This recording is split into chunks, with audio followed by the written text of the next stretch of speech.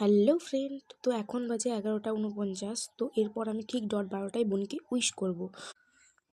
এরপর আমি বোনকে আশীর্বাদ করে নিলাম, কারণ সবাই বোনকে আশীর্বাদ করে নিয়েছে, আমি বাকি ছিলাম কারণ আমি মন্দিরে পুজো দিতে গেছিলাম যার জন্যে। তো ওখান থেকে এসেই আমি ওকে প্রথমে আশীর্বাদ করে নিলাম। এরপর মন্দিরে যে প্রসাদ দিয়েছিলাম ওটাই ওকে খাইয়ে দিলাম। তো এরপর আবার দুজন মিলে ওই প্রসাদটাই খেলাম। বোনকে সেকেন্ড গিফটটা দেওয়া যাক। এটা হচ্ছে বোনের সেকেন্ড গিফট, তো চলো দিতে যাই। ওকে ডাকি, দাঁড়াও। বোন, এদিকে আয়, এদিকে আয়। হাত বাড়া, চোখ বন্ধ কর। এই নে, এটা তোর সেকেন্ড গিফট। ডিম অর্ধেক ডিম।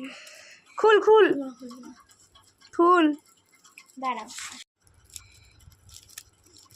কোনো গিফট আমার কিনতে ইচ্ছা নেই।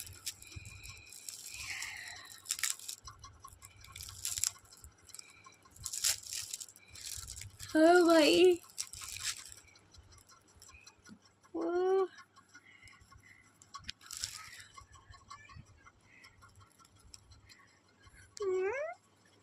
কেমন লাগছে? আমি বুঝতেই পারিনি যে এরকম একটা দিবি। আমার কত দিনের ইচ্ছা ছিল, পরে আমি তো দেওয়া গিফট তার জামার সাথে ম্যাচিং। এরপর আমরা সবাই মিলে খেতে বসে পড়েছিলাম। তো মেনুতে কী কী আছে আর বলার টাইমই পাইনি, ওই জন্য খেতেও বসে পড়েছি। সব রান্নাই ছিল বোনের ফেভারিট। এটা হচ্ছে আমার বোনের 3 নম্বর গিফট, তো চলো ওকে দেওয়া যাক। এই নে। আমি জানতাম তো। তুই কি জানতিস? সব জানতাম।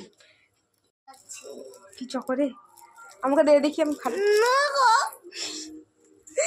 কাট কাট।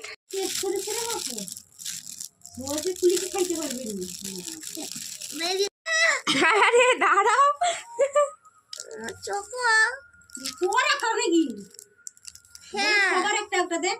তো গাইস, আরও একজনের জন্মদিন আছে আমার বোনের সাথে, তো তার কাছেই যাচ্ছি। তার গিফটটাও নিয়ে নিয়েছি, তো চলো ওর কাছে যাওয়া যাক।